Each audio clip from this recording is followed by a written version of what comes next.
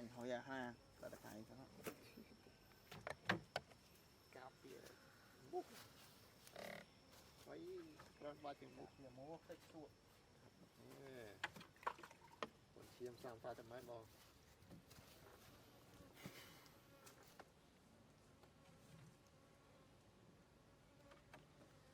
trời anh ấy chậm một cái này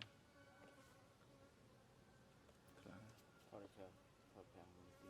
thì tôi còn đặt ba trên bao nhiêu bò lại bì ơi tính ra một rồi hộp em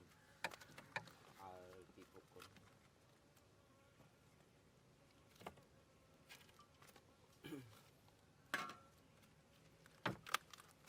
cái gì đó bắt tay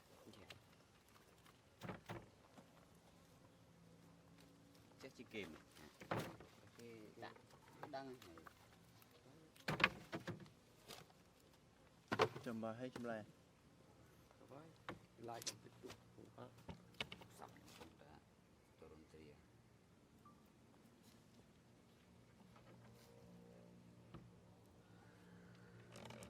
ở trên tất thì